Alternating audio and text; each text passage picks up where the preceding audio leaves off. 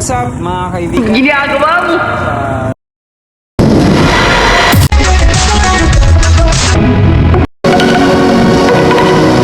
Welcome na naman sa ride natin mga kaibigan dahil hindi ko in-expect yung part na to na makasama ako sa isang parada. So yung parada pala na to guys, no, kung alam niyo lang, hindi ko rin talaga to totally, wala talaga akong idea. What?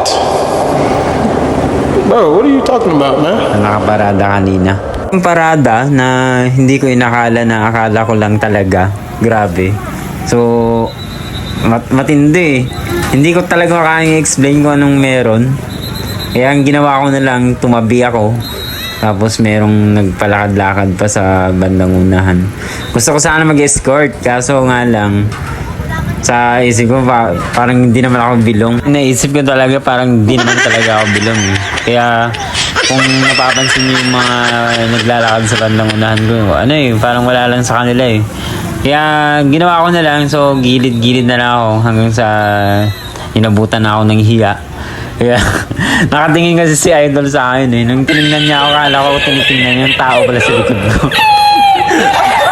So ulitin natin So marami akong nakita na iba't ibang reaction, iba't ibang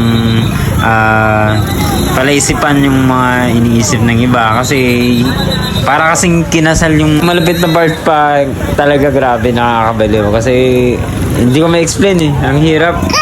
Kasi naka-belo. Ano siyang arko sa taas. Ay, sir, excuse me, sir. Sir, excuse me, sir.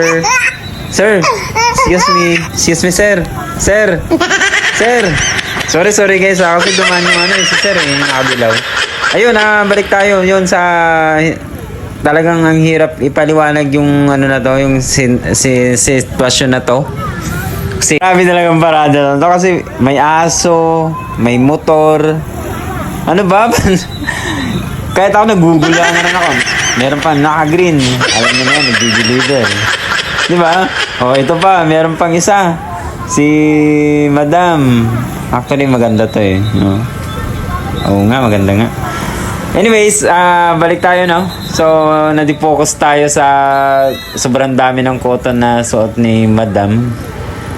Napakatindi. Sino kaya nag-design nito? Ay, si Kuya. Kahit si Kuya, napangitiin na lang yun. Di ba? Ayan, ayan, diretso tingin yan. Matik yan, no? Hindi talaga, lalaki talaga eh, no? Ayan, tapos, dire-diretso ulit.